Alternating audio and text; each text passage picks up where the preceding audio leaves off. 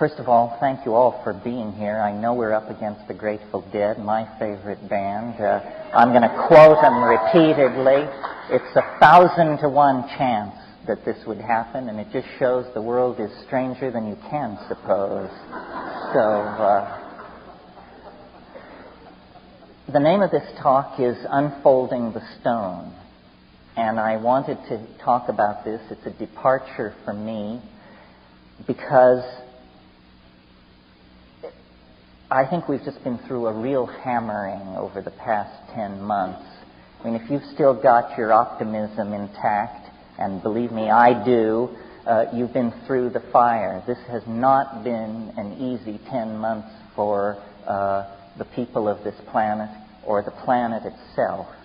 And so I want to sort of reach back tonight and invoke a vanished tradition, get to the heart of it, and try to show how we can bring this forward in our lives to empower hope in the most dark of situations, and in fact to even make these dark situations the raw material of a clearer, stronger hope than might ordinarily be the case.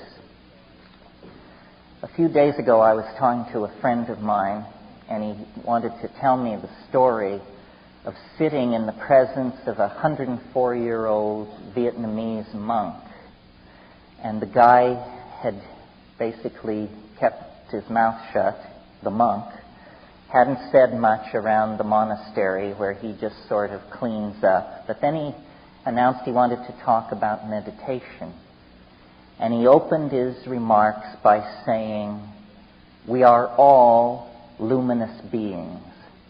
Why then do we not appear before each other radiant in our illumination?"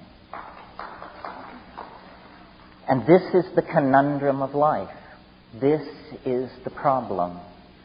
It was T.S. Eliot who said, between the idea and the reality, between the motion and the act, falls the shadow. And why is that? As psychedelic people, this is the problem that we grapple with in our own lives and when we look out at the world. You've heard me say many times, we have the vision, we have the money, we have the technology, but why can we not then appear before each other as radiantly luminous beings? And why cannot we reclaim our planet from toxification, disease, overpopulation, bonehead politics? You know the list. What's the hang-up here? What is the problem? Why is perfection so distant? Well, what I've learned from life and vegetables and travel and books can be summed up in 2 Greek words. It's the central message of the philosopher Heraclitus. And he was always my favorite philosopher, but whenever I would read about him, he was called the crying philosopher. And I had to live to be 44 years old to understand the poignancy of Heraclitus' message. He said, in a nutshell, Pante rea, all flows, nothing lasts, nothing is permanent. And this is the hardest message life has to teach. Because what it says is, your joy is transient, your anguish is transient, your fortune, your home, your dream, your moments of great ecstasy, your moments of great insight, your moments of great empowerment, everything is flowing through your hands at the moment that you are aware of it. William Blake, who in a way set this engine going a couple of centuries ago, said, "What is the price of experience? Is it bought for a song or wisdom for a dance in the street. No. It is bought with all that a man hath. His wife, his home, his children. Now, this is not a pessimistic message, and William Blake was not a pessimistic guy. He was the same guy who told us that if we could but cleanse the doors of perception, we would perceive the world as it is, infinite, in a grain of sand. How can we take this poignancy, this sense of impermanence, and weld it into something which is paradoxically indestructible and has meaning in our lives and gives us not only the strength to carry on, but the power to be exemplars, the power to stand up before other people and let them then feel the power of vision in the paradox of permanence in the face of the need for indestructibility. Well, to answer that question, I felt that we had to leave the narrow confines of 20th century thinking, and we had to reach back into the byways of human thought that have been, by most of us, somewhat passed over and forgotten, because after all, modern life makes great demands on us. It's enough to just keep your checkbook balanced and your insurance paid. We can't all spend our time delving in the libraries of the noetic and Gnostic and Hermetic and magical traditions. But I thought it was worthwhile to talk to you about this tonight because we have been through such a difficult 10 months. And it was also Heraclitus, the all flows guy, who said, all is war, all is war. And what he meant was everything occurs in the presence of its opposite, and out of that there is generated the friction, the heat, and the light that all comes together in an indissoluble package as part of life. So what I want to talk to you about tonight, and how it relates to unfolding the stone, is the notion of alchemy of all things. Alchemy, as I'm sure many of you know, is really the secret tradition of the redemption of spirit from matter. But many of you may imagine that alchemy is simply a discredited pre-scientific obsession of unbalanced minds interested in changing base metals into gold, lead into the stuff of commerce. This is the benighted reputation that alchemy has acquired in a century so given over to the literal and the material and the non-spiritual that it's lost all touch with the adumbrations of meaning that vibrate behind the perceptions of the alchemists. The central conception of alchemy is the conception of the philosopher's stone. What is it? It's the universal panacea at the end of time.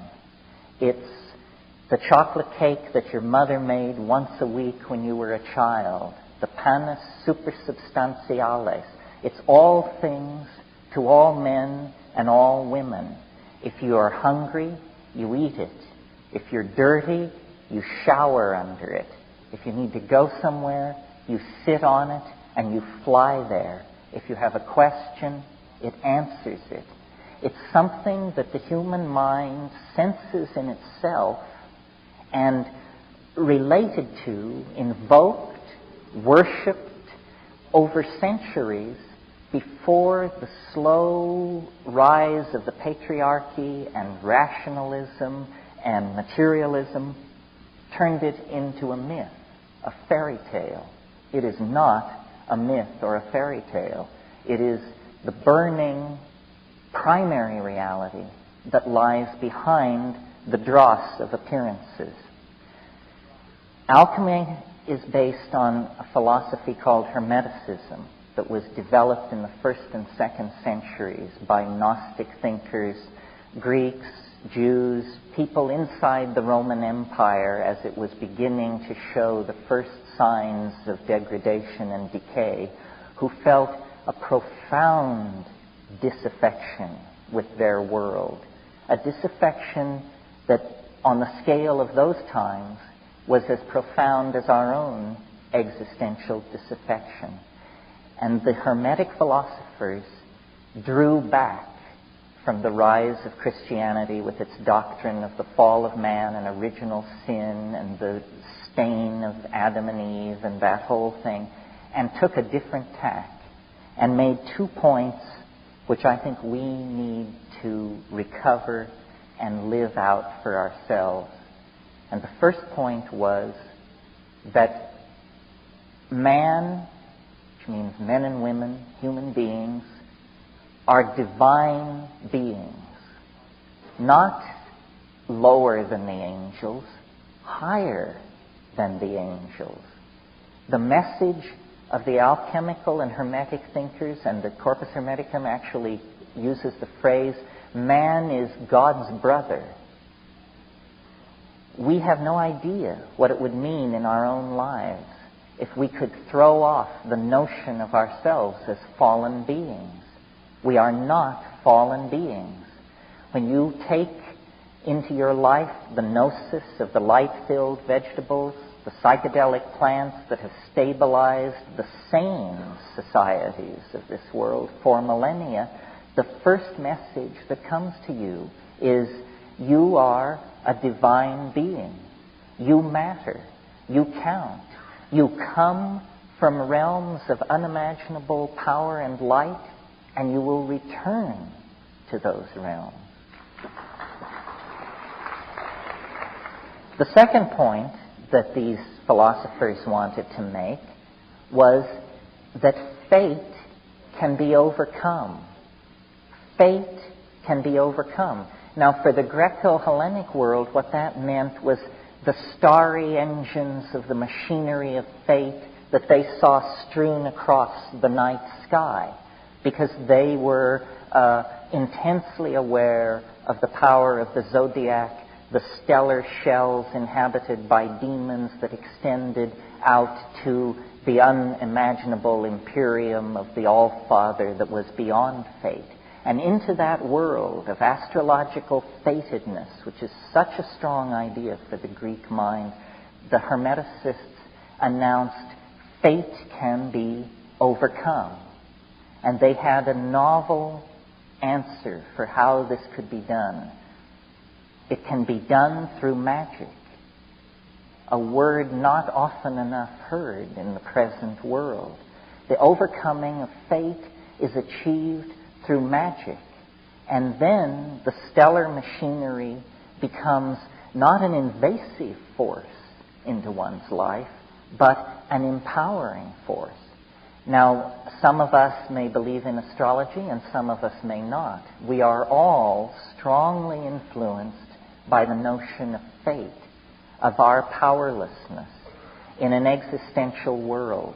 Jean-Paul Sartre said nature is mute, and we, embedded in the media-dense, message-dense, programming-dense matrix of these hyper-societies that we have created, often feel, I think, like hapless atoms, running endlessly according to the blueprints and programs of unseen masters, whether it's the banking industry, Madison Avenue, whoever. We tend to disempower ourselves. We tend to believe that we don't matter. And in the act of taking that idea to ourselves, we give everything away to somebody else, to something else. So the rebirth of a sense of the stone and its possibility within each of us entails these two ideas: our divinity and our power to overcome fate. There is no inevitability in our lives unless we submit to the idea of inevitability and then give ourselves over to it. Okay. I wish there were more jokes, but it's just been such a tough go. It's been a tough go, I have to tell you. Where can we look in the world to see some confirmation of what I'm saying? How can we draw it down from being, an airy-fairy rap of a bardic Irishman? Well, I think that the place to look is history. Now, if you go to the academies, to those ivory towers that Tim was talking about, and ask what is history, they will tell you that it's a random walk, an endlessly pointless fluctuation. Empires rise and fall, migrations of people come and go, that it is essentially meaningless. I don't believe this.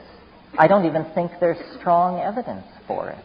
Because what I perceive when I look at the world, not only the world of history, but the world of nature, out of which history has emerged, I see novelty, something wonderful, maddening, paradoxical, and ever-increasing, ever more conserved.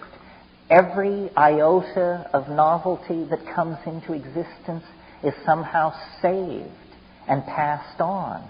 That's why when we walk or drive down Melrose, we see Egyptian fashion motifs, we see fashion statements drawn from the 14th century, the 2nd century, Assyria, Egypt, Angkor Wat.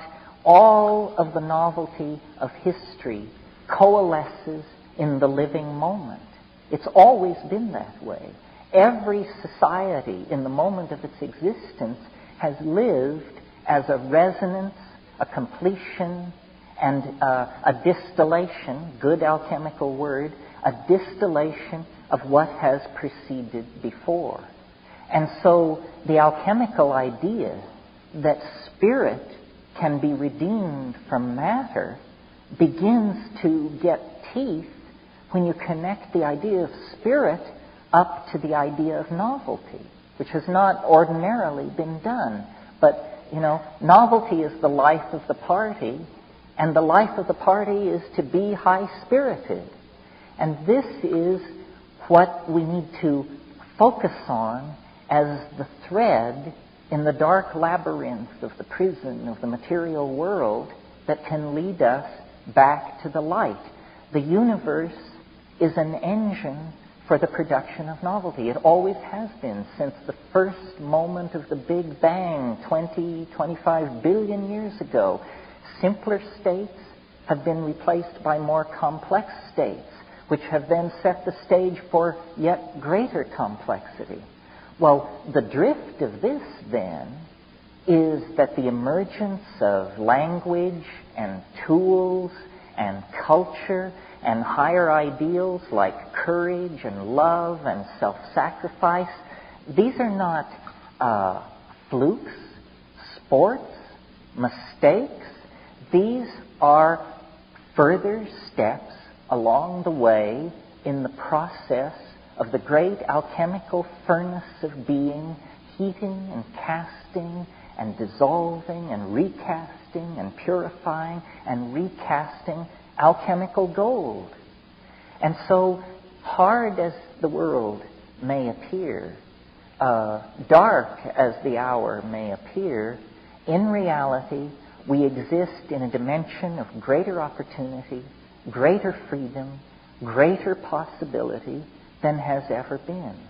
The challenge, then, is to not drop the ball, is to know this and to act on it and to slough off all the leeches and backhandlers and weasels and crypto-fascists who want to deny that and turn man into a machine for their own purposes.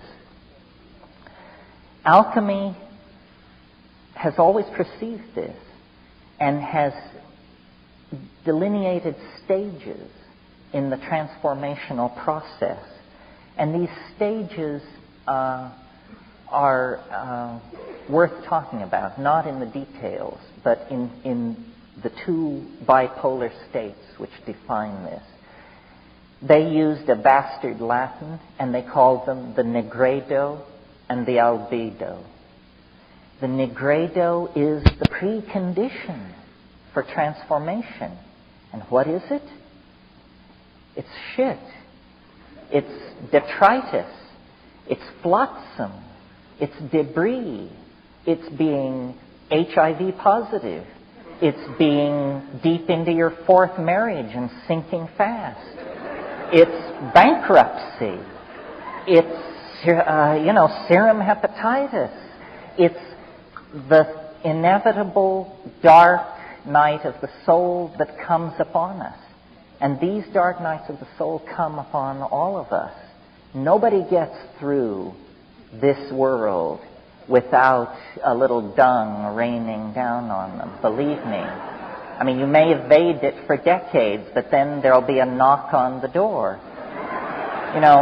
It's said that the millstones of fate grind slowly, but they grind exceedingly fine. So what do we do with that?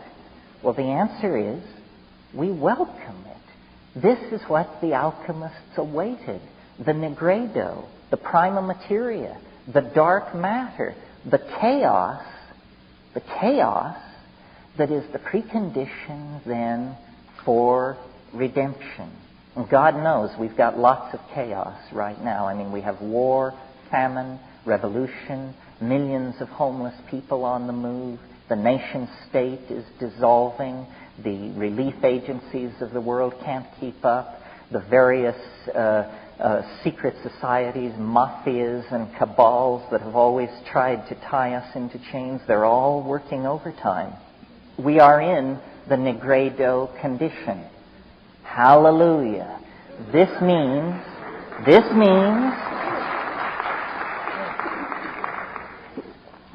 that the kissing has to stop, but the fun can begin, the real fun. The other end of this bipolar condition in alchemy was called the albedo, or albedo, depending on whether or not you came from a coal mining town in Colorado like I did. The albedo, the whitening. And that means that out of the chaos can come a new beginning, a new reality, a new hope. And then the process is one of, you see these alchemists existed in a philosophically more naive, we quote, more naive world than we do. So they actually projected onto the processes of matter their own interior psychic condition. So they did work with matter and fire and furnaces and retorts. And what they would do is they would take the prima materia, lead or excrement or something else, and then they would heat it and turn it to ash, and then calcinate the ash or pour solvents through the ash and get an extract, and then heat that and sublimate it. And out of this, almost as a footnote, came modern chemistry. But that was not the important side of it. The important side of it was that they were projecting mental states onto the swirling retorts of their laboratory. It was like a magical mirror for them. It was, in fact, dare we say the P word, it was psychedelic. What psychedelic means is getting your mind out in front of you by whatever means necessary so that you can relate to it as a thing in the world and then work upon it. So from the nigredo to the albedo, there were a series of these stages. Now, I said a few minutes ago that magic was the key. And by magic, I mean the reclaiming and the reconstruction of language to a sufficient degree that it becomes at first possible, then probable, then inevitable to each one of us that miracles can happen. Miracles can happen. The Grateful Dead have a song, "We need a miracle every day." We do need a miracle every day. Well, is that too tall an order? I don't think so. I don't think so. Years ago, one of these talking vegetables said to me,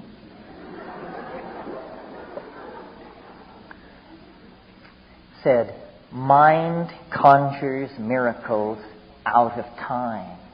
Out of time. Time is the prima materia on which the alchemical process works. The alchemists, again, in their naive way, believed that precious metals, diamonds, gold, sapphires, actually grew in the earth. Because for this alchemical point of view, everything was alive. And my friend Rupert Sheldrake is leading the charge to create a new birth of that perception inside science. The idea that nature, all of nature, is alive. Not simply organic cellular nature, but that the earth itself is a living being. So mind conjures miracles out of time. And the proof that this can be done, and it's an incontrovertible proof, and I defy any naysayer or bring down to overcome it, is ourselves. We are the proof that mind can conjure miracles out of time. If it weren't for us, there would just be birds and foxes and coral reefs and glaciers, but nature was not content with that level of novelty. 1,000,000 years ago, 100,000 years ago, nature grew discontented and said, let's raise the ante. Let's go to higher stakes poker in this planetary game. Let the monkeys speak. Let them build fires. Let them elaborate tools. Let them march forward onto the stage of creation. And remember, I said the Hermetic faith was that humankind could act as the brothers and sisters of God, not motes in God's creation, but co-partners in the invocation out of being of yet greater novelty. Why? For play, for fun. Just the cosmic madness of it all, the pure cussedness of it all, to raise the stakes higher and higher and higher. Now, I keep going back to this thing of can it be done, because I want to convince you, because I'm so certain. I love Herman Melville and his rhetoric, and friends of the whale, bear with me. For Herman Melville, the whale was not the endangered creature it is today. It was the dark cosmic god of Christianity that haunts us and tries to pull us down. And there's a wonderful speech in Moby Dick where Starbuck, the first mate, you remember, wimpy little Starbuck, he stood for Christian right reason. And he says to Captain Ahab, "To seek revenge on a dumb brute seems blasphemy." And Ahab says, "Blasphemy, Starbuck? Speak not to me of blasphemy. I would strike out the sun if it insulted me. For could it do that, then could I do the other. For there is ever a sort of fair play." And that's the point of that rap. There is a sort of fair play. You've been told from the cradle that the deck was stacked against you. Fall of man, original sin, so forth and so on. It's bullshit. It's absolute bullshit. There is a sort of fair play. And if you can get in touch with that in your life, when Muhammad wouldn't come to the mountain came to Muhammad. That's fair play. And if you can have that perception, the world will begin to work for you. It will begin to move toward you as the mountain moved toward Mohammed. The mushroom said to me once, nature loves courage. Nature loves courage. And I said, what's the payoff on that? And it said, it shows you that it loves courage because it will remove obstacles. You make the commitment, and nature will respond to that commitment by removing impossible obstacles. Dream the impossible dream, and the world will not grind you under. It will lift you up. This is the trick. This is what all these teachers and philosophers who really counted, who really touched the alchemical gold, this is what they understood. This is the shamanic dance in the waterfall. This is how magic is done. It's done by hurling yourself into the abyss and discovering that it's a feather bed. And there's no other way to do it. This is why I have always taken the position that as modern people, we can't go out and set armies marching or launch religions, and who would want to anyhow.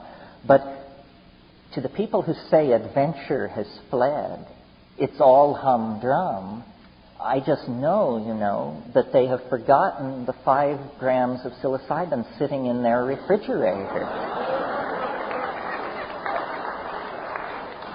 I mean, Magellan may have had excitement rounding the Horn, but you in your living room later tonight can put him in the shade if you have the courage to do the things that are necessary to do. And we know what they are. And of course, the first thing to do is to tell society to fuck off, because they don't know what's going on.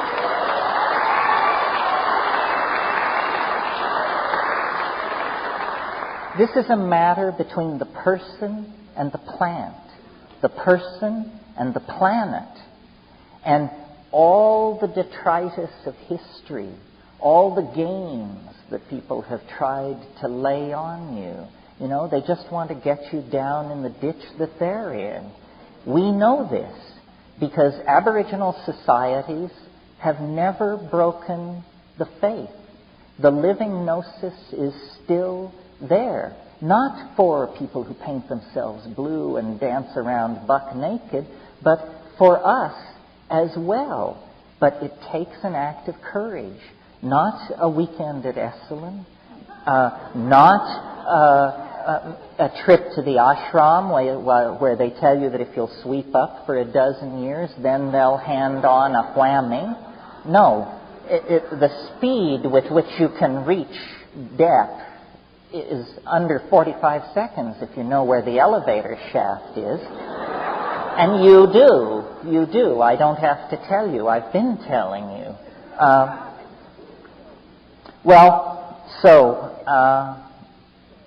There's one more alchemical metaphor or stage that I want to mention here, because I think it refers to this psychedelic possibility. Not all the alchemists included this stage in their recensions of the work. But for me, I think it's central. Again, in their church, bastardized church Latin, they called it the cauda pavones, the peacock's tail. Now, the physical basis of this is, if you've ever played around with metal and fire, you know that there are certain metals that when they pass through a certain temperature range, iridescent colors play across the surface and sometimes even freeze. And in the glazing of pottery at low temperatures in Raku, what these pottery masters are aiming for are these wonderful iridescent surfaces that play across the glaze and then can be frozen into it. Well, this is the peacock's tail. And in alchemy, this was thought to precede the final whitening, the passage into the pure, the goal, really. And rather than see the present world as exclusively a vale of tears and a black prison, and none of these metaphors are mutually exclusive. You see, the alchemists, the great strength of alchemical thinking and the way in which it is completely antithetical to science, and in fact why science has so much contempt for it, is because the alchemists had the wisdom to see that everything occurs in the presence of its opposite. That it's not either or, it's both and. They call this the coincidentia oppositorum, the coincidence of opposites, the union of opposites. This is a great truth, because I think all of us live under the rubrics of, am I good? Am I bad? Am I lazy? Am I obsessed? And the answer is that it is never one or the other.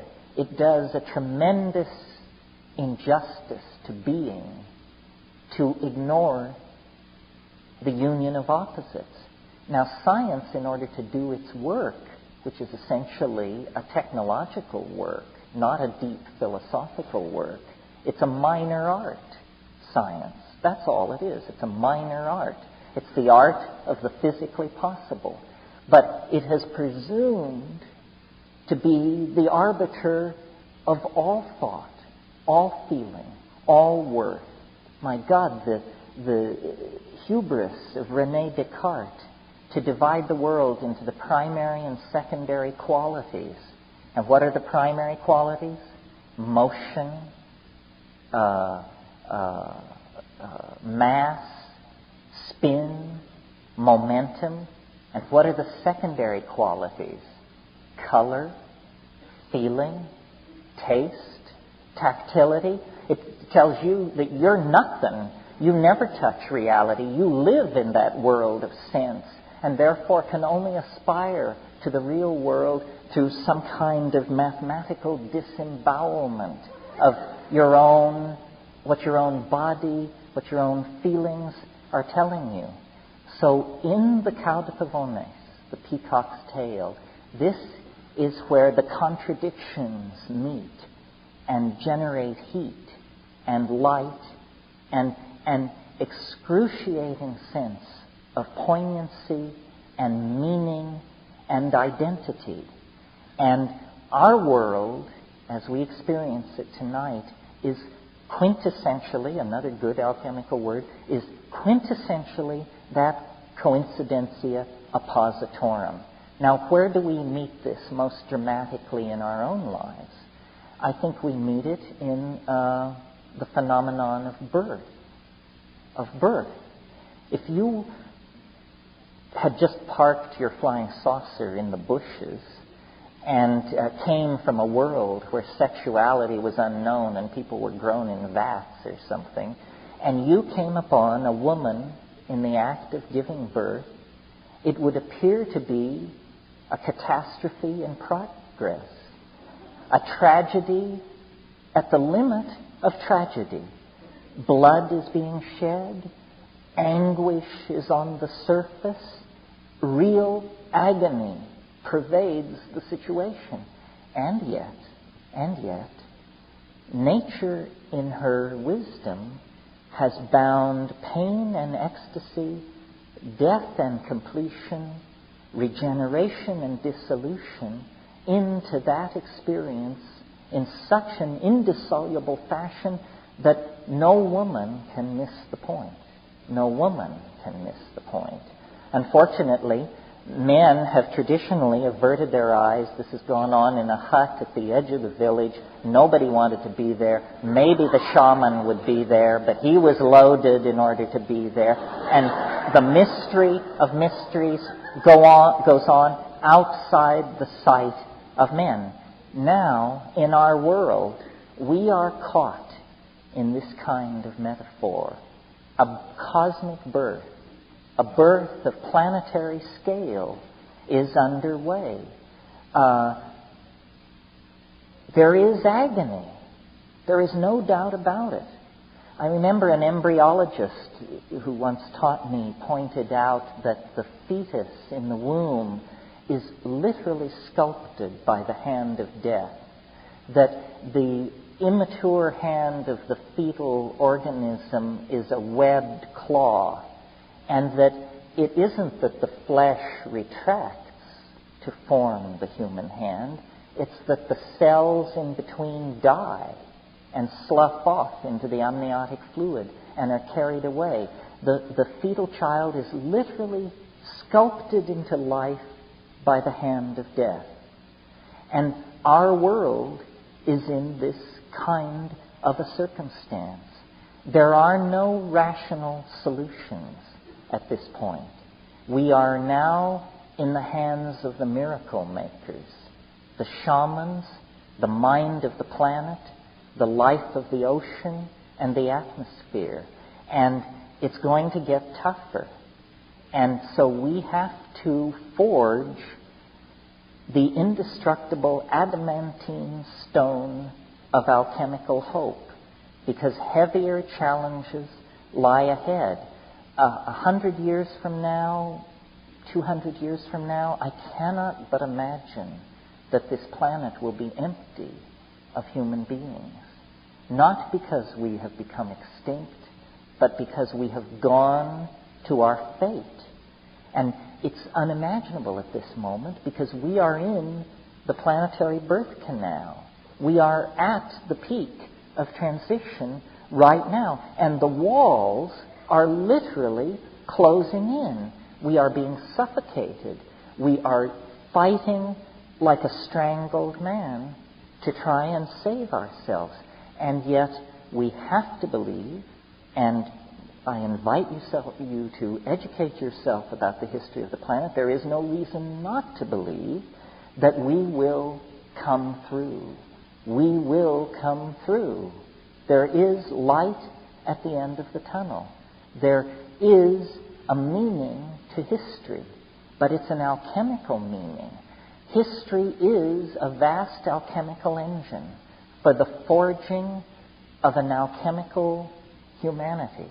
And I don't have the answers, believe me. I don't know whether we go to another star, whether we become 8 angstroms high and all live in a block of metal underneath Mount Everest, whether we march off to the heart of the sun. The scenarios are endless because the human imagination has such a power to bootstrap itself to higher and higher levels. What would Paleolithic man have made of the religion of pharaonic Egypt? What would the pharaohs have made of the engines of war and hydraulic machinery created by the Romans? What would the Gothic scholastic enlightenment have made of the age of cybernetics, psychedelics, and virtual reality? The imagination is the alchemical deus ex machina that can lift us out of time, out of the nigredo of history, and into higher and higher and higher states of being. Now, there is no reason to simply then ride along in this process, because another perception of the alchemist that is central to getting this all lined up so that it works is the idea of the macrocosm and the microcosm. What does that mean? It means that the world truly is fractal in the most profound sense, meaning that what is going on some very large scale is condensed, intensified, and recapitulated on smaller scales, so that the dynamics of a love affair are the dynamics of an empire. Both are the dynamics of the evolution, expansion, and extinction of a species. There is only one way that things can happen. And whether we're talking about microphysical events or the life of an entire solar system, the curve of binding energy is going to be the same. So that means that this redemption of spirit from matter, that is the historical process that we are embedded in, we can do our part by working on our small section of this, which is ourself. This is why alchemy was so fascinating to the Jungian psychologists, because they saw that this work of redeeming spirit from matter is nothing more than the work of redeeming the self from the contaminated dross of the traumatized and damaged psyche that we each inherit from our passage through the parental shit pile. We each have that gift to deal with. That nigredo is within ourselves, and this is why we're in therapy, and this is why we take psychedelics and meditate or do whatever we do, because we all have this dross within us, and this is a great gift. It means that we can begin consciously the process of distillation and sublimation and casting of ourselves into that golden being, that luminous creature that this 104-year-old Vietnamese monk sensed and evoked to my friend. But it's more than that. We do that alchemical work to perfect our own sense of the union of opposites, our own sense of the presence of the living alchemical stone within, in order that we may then participate, act in, and be part of the transformation of the planet. And it is an immense transformation. And there is no reason to doubt it, because the emergence of organic life from what preceded it is as dramatic a miracle as anyone could imagine. The emergence of language from mute bestiality, which is only 100,000 years in the past, is as dramatic a miracle as anyone could imagine. The emergence of a planet instantaneously unified by electricity and media is, and this is only 50, 60 years in our past, it's still going on, is as dramatic a miracle as anyone could imagine. It's absolutely irrational to not be filled with the fire of consuming hope.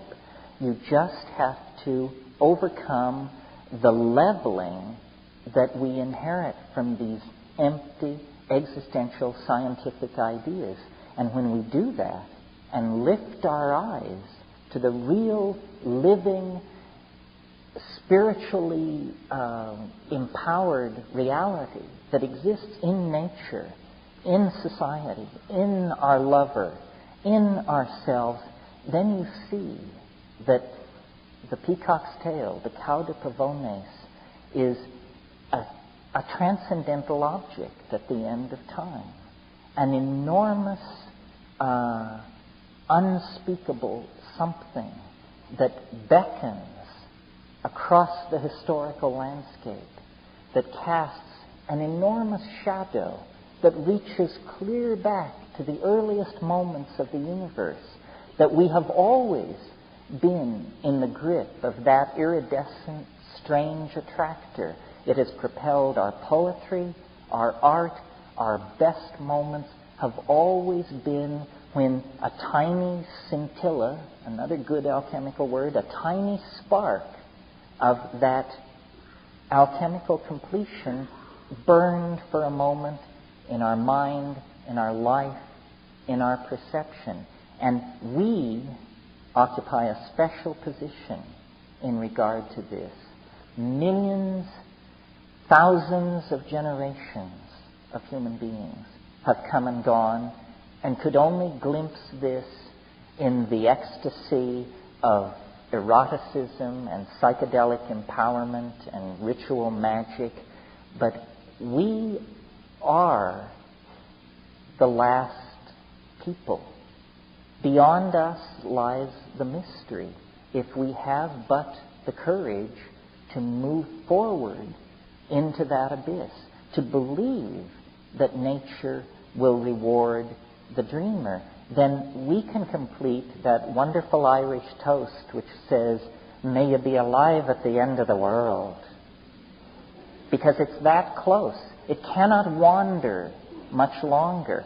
All of the preconditions have been met, and the peacock's tail grows daily whiter and more radiant and more brilliant as we sense now, breaking into our dreams, breaking into our waking lives, the presence of this attractor. It has always given people meaning, but we are the privileged inheritors of that meaning, and we have then the privilege of putting it all together in one piece and standing ready at the end of history to go into the mystery and be completed.